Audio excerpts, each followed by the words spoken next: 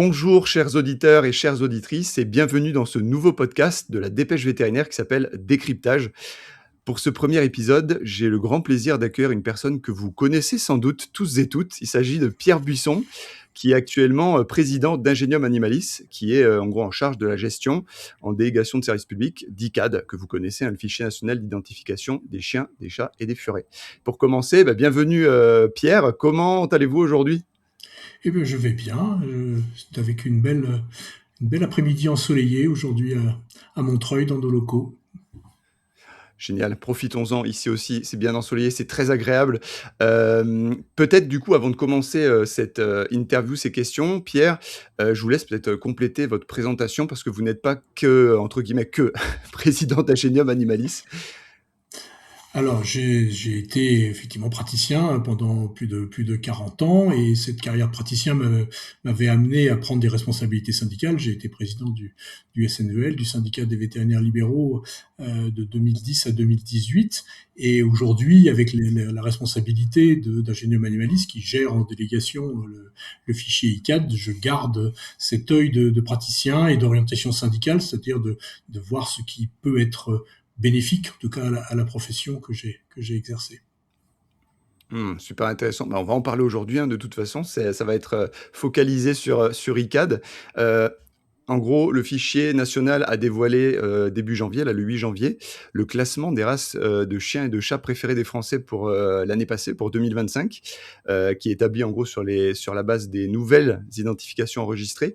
Mais avant de parler des tendances et des classements, j'ai d'abord deux questions, Pierre, pour vous.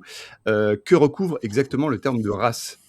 Alors c'est un point important et qui fait souvent l'objet de confusion ou d'interrogations. Donc aujourd'hui, nous avons dans le fichier des informations que les vétérinaires renseignent, et les vétérinaires renseignent soit l'apparence raciale, c'est-à-dire finalement le descriptif racial qu'ils jugent le plus à même de permettre la reconnaissance du phénotype du chien ou du chat qu'ils ont sous les yeux, et puis ensuite ils complètent éventuellement par l'information qu'ils ont, ou non d'ailleurs, d'inscription au livre des origines. Donc on a en fait, nous, des informations qui concernent l'ensemble des animaux, et qu'on trie selon leur apparence raciale, donc des animaux qui ont un phénotype qu'on peut associer à une race, et qui inclut les animaux qui, eux, sont inscrits à un livre des origines, qu'on appelait autrefois pure race ou avec un pédigré, enfin selon le champ des lexical qu'on choisit, sachant que l'ordre de grandeur est quand même plutôt de 1 à 3. On a sur la totalité, en tout cas des chiens qu'on a dans le fichier, on a un peu moins de 30% des chiens qui sont des chiens inscrits. Et pour autant, on a de plus en plus de chiens dont l'apparence raciale est définie et ne relève pas d'un croisement indéfini. Voilà. Pour les chats, c'est plus nuancé, puisque on a moins de 5% des chats qui sont inscrits à un livre des origines. Ah, intéressant. Et le reste est totalement constitué de chats européens que souvent on ne rapproche d'aucun phénotype particulier. Ouais, j'entends bien la notion de phénotype et d'apparence raciale. Voilà. Et du coup, en quoi ce classement, il se distingue de celui qui est proposé par la centrale canine qui en propose un aussi ? Tout simplement parce que ça ne sont pas, comme je l'ai dit, c'est pas les mêmes effectifs. On a trois fois plus d'animaux, et il y a certaines, notamment effectivement la Société centrale canine a sorti le Golden Retriever comme étant en tête de son classement, mais parce que c'est un chien qui effectivement est probablement majoritairement produit par des élevages qui sont inscrits au livre des origines, alors que les Border Collie ou les bergers australiens qu'on retrouve chez nous plutôt dans le top, sont des animaux dont une bonne partie est produite hors du schéma de sélection des livres. Ok, merci pour la distinction, parce que peut-être que tous c'est important, et c'est très important. On mène d'ailleurs en interne un travail d'amélioration en fait et d'aide à la saisie pour que la dénomination justement de ces apparences raciales soit de plus en plus précise, parce que justement jusqu'à présent on retrouvait des fois des choses avec des abréviations qui pose un petit peu ensuite des difficultés pour pouvoir consolider les données. Une zone de flou. Ouais. Il y a des petites zones de flou. Ok, alors allons-y maintenant sur le classement des races de chiens et de chats préférés des Français. Est-ce que vous pouvez nous en parler ? Alors peut-être pas reprendre les chiens. Ce qui moi je trouve plus intéressant, c'est quand même les tendances. Et les tendances depuis plusieurs années sont des tendances vers la diminution de la taille. C'est-à-dire on a vraiment une miniaturisation en fait quand même des races préférées. Bon, le berger australien reste un chien moyen, mais on a quand même globalement avec l'apparition du chihuahua dans ce classement une diminution réelle, alors que dans ma carrière maintenant qui est derrière moi, le berger allemand, les labradors ont longtemps tenu les premières places de ce classement. Ça c'est le premier, pour moi c'est la première tendance. Et cette tendance, quand on la regarde, bon, au niveau national, ça produit le classement que vous connaissez, dont vous parlez, mais quand on regarde région par région ou même département par département, on a aussi, on voit qu'il y a des contrastes relativement Mmh. importants, hein, que les régions Intéressant. globalement, l'augmentation de la densité de la population humaine est corrélée à une diminution de la taille des animaux. Donc en ville, on a des petits animaux, et quand on regarde des territoires qui sont plus ruraux, on retrouve en revanche des animaux dont la taille est plus importante, jusqu'à des fois aussi des particularités. J'ai été récemment sollicité pour parler de ce qui se passe dans le 04 et le 05, les Alpes-Maritimes et les Alpes d'Haute-Provence, où on voit apparaître dans le classement pour ces départements-là le chien de montagne des Pyrénées, qui est quand même très très loin par contre au niveau national, mais qu'on voit apparaître dans le top 10 pour ces deux départements-là, parce que probablement ça correspond à des élevages et à des chiens de protection vis-à-vis de la gestion du loup qui sont spécifiques à ces territoires. Mmh. Ouais, c'est très intéressant. Bah, je peux attester, en tant que praticien d'une zone urbaine que, les chihuahuas, shih tzus, et voilà, chiens vraiment de petite race sont extrêmement, je dirais même surreprésentés et du coup, ça me fait penser à cette appellation. Enfin, moi, je parle de chosification du chien dans ces cas-là. On parle aussi de chien bijou. Du coup, qu'est-ce que ça vous évoque, vous, ça? C'est mon ami Claude Beata qui effectivement parle du chien bijou. Je pense que cette tendance c'est quelque chose qui justement globalement pour la profession vétérinaire est totalement, je dirais pas totalement nouveau, mais en tout cas pose un débat éthique qui est un peu compliqué, parce que ces chiens-là qui parfois ne posent jamais les pattes au sol, ou en tout cas jamais les pattes au sol à Exactement. l'extérieur, Eh oui. les détenteurs qui les ont aujourd'hui et qui les aiment ont un rapport à ces animaux qui est extrêmement différent de celui qui s'était construit classiquement dans une relation avec un bénéfice mutuel du chien et de son détenteur. Là, on est quand même dans effectivement peut-être chosification, ou en tout cas un rapport qui est totalement antinaturel et sur lequel on projette souvent sur le chien des choses qui n'ont pas grand-chose à voir avec son bien-être et l'express qui Mmh, est quand même complètement. normalement dans Mmh. l'expression du bien-être animal, c'est-à-dire la possibilité pour ce chien d'exprimer un certain nombre d'éléments de son comportement naturel.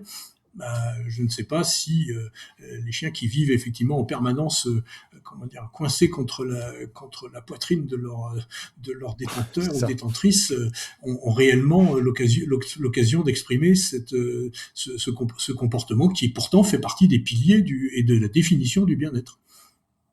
Ouais, complètement. Bah, j'ai encore, reçu, il y a peu, une propriétaire assez jeune, hein, qui avait son chihuahua dans les mains et j'ai compris assez vite que ce chihuahua ne voyait, pas, l'extérieur. C'est-à-dire que vous avez parlé tout à l'heure de ne pas, enfin, marcher même, mais en fait, j'ai même des chiens dans la clientèle qui n'ont aucun contact avec des congénères, parce que C'est ça ça, implique ça aussi, hein bien et sûr. on parle de ces besoins qui ne sont absolument pas respectés. C'est dans ce sens-là, Ouais. le chien, comment dire, quelque part, il y avait dans la possession de l'animal de compagnie, enfin, dans les rapports qu'on peut avoir avec un animal de compagnie et dont les vétérinaires sont les soignants de ce lien, là, le lien en tout cas, bon, j'exprime un point de vue, je dépasse mais le lien, il me paraît parfois un peu à sens unique, c'est-à-dire c'est une projection sur Mmh, le mmh. chien de ce que le détenteur veut, ce que le chien lui aurait besoin d'exprimer n'est pas forcément consulté.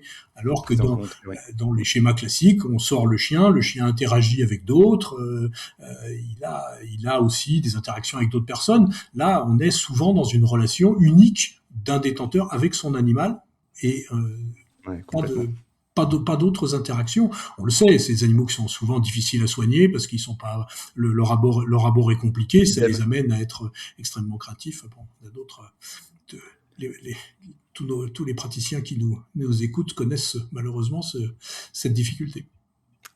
Oui, bah, il me semble bien.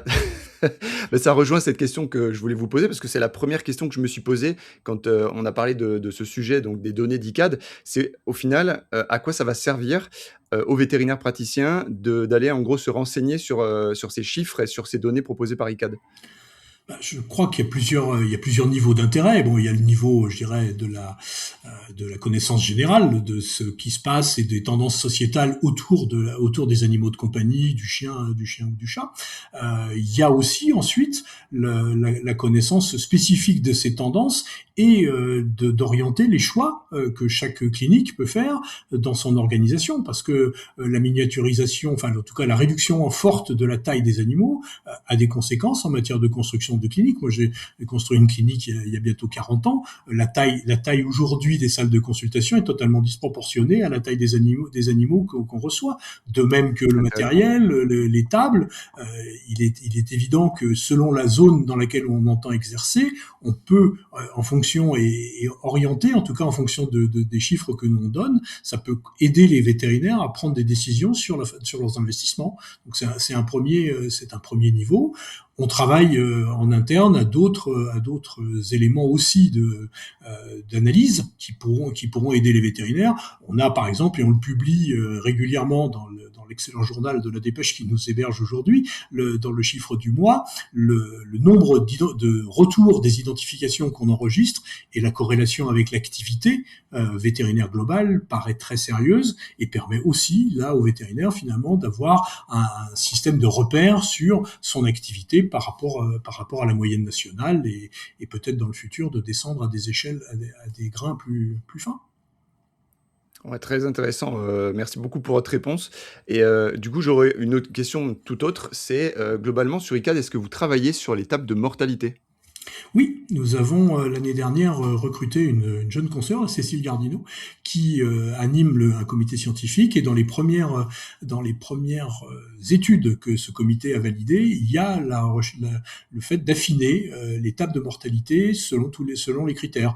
On avait jusqu'à présent une méthode assez globale qui était de prendre la médiane et les quartiles parce qu'on a un certain nombre de retours. On reçoit quand même chaque année à peu près 400 000 déclarations de décès. Donc on a un très Oui, très quand gros même. échantillon. Pour autant, on Ouais, n'est pas exhaustif, hein, puisqu'on enregistre à peu près bien 1 sûr. 600 000 nouvelles identifications chaque année. On reçoit 400 000 décès. On a un bel échantillon, mais il est pas exhaustif. On a un certain nombre d'animaux qui sont immortels dans notre fichier. Et C'est donc, on joliment voudrait dit. essayer d'être, au-delà de déterminer ce qui est aujourd'hui l'âge médian au décès qu'on a trouvé ces dernières années autour de 13 ans et demi, d'avoir vraiment des éléments beaucoup plus analytiques sur, en fonction de la taille, en fonction éventuellement même de la localisation, etc., tous les éléments qui peuvent permettre de mieux connaître en tout cas la durée de vie, la longévité et les critères qui y sont associés. C'est Et des je crois que études ça intéresse beaucoup la qu'on clientèle. devrait pouvoir commencer à publier, je pense, à la fin de cette année et début 2027. Ah, très intéressant. Mais ouais, en termes de communication avec la clientèle, je sais que c'est un besoin, des fois, je trouvais ça un petit peu bon voilà, c'est pas que ça nous intéresse pas les vétérinaires, mais c'est quelque chose c'est comme, quel âge il a en version humaine? Ça, on nous pose souvent la question, mais Bien ces sûr, chiffres-là bien pourraient sûr, apporter des réponses, c'est un élément sur lesquels en tant que vétérinaire, j'ai été sollicité toute ma vie. Après, c'est vrai qu'aussi les moyennes ont toujours un intérêt limité. Donc quand on essaie de comparer aux situations individuelles, mais il y a beaucoup de choses quand même qui sont très très intéressantes. Par exemple, la mortalité des chiens et des chats suit des courbes qui sont très très différentes. Non pas seulement dans la longévité totale, bon les chats ayant une meilleure longévité, ça j'enfonce une porte ouverte, mais surtout Mmh. aussi dans le côté la courbe de mortalité des chats qui a deux pics, qui a un pic avant 4 ans relativement important, avant d'être ensuite effectivement le pic normal des animaux qui meurent plutôt de vieillesse qu'on retrouve autour de 14 ans. Et cette mortalité forte, ben, elle est le témoin de l'accidentologie et aussi du très mauvais état sanitaire finalement des jeunes chats qui naissent de façon totalement aujourd'hui non régulée, avec souvent un coryza néonatal ou d'autres Mmh. maladies Oui, bien infectieuses. sûr. Mmh. Ah bah, ouais, super intéressant aussi cette réponse sur les chats avec ces 2 pics. Ça, je pense que ça intéressera beaucoup de monde. Hem, mais merci beaucoup Pierre pour tous ces éléments que vous nous avez, généreusement offerts aujourd'hui. Ben, Vous aviez peut-être quelque chose à ajouter? oui, je ne les offre pas, ils appartiennent à la profession. C'est en ce sens que on s'est engagé dans la création de cette société dont on partage aujourd'hui la gestion avec la Société Centrale Canine. Et je crois que c'est un avantage professionnel important et que d'ailleurs l'Europe est en train de reconnaître comme étant une avancée puisque le règlement européen est pratiquement sur le point d'être adopté par le Parlement, là, il devrait l'être tout à fait début mars, et va harmoniser sur l'ensemble de l'Europe la législation dans une disposition qui est extrêmement proche de celle qui est en France, c'est-à-dire une base, un enregistrement obligatoire tout au long de la vie et la possibilité ensuite de gérer les mouvements et d'assurer la traçabilité des animaux. OK, très beau projet d'harmonisation à l'échelle européenne, très Tout à intéressant fait, aussi. tout à fait. Ben, merci beaucoup Pierre encore une fois. Merci à vous. Je dis Bon bonne fin de après-midi. journée, à très bientôt chers auditeurs, auditrices et la prochaine fois pour le 2e épisode, j'aurai le plaisir d'accueillir Pierre Matevet au micro. Au revoir. Au revoir.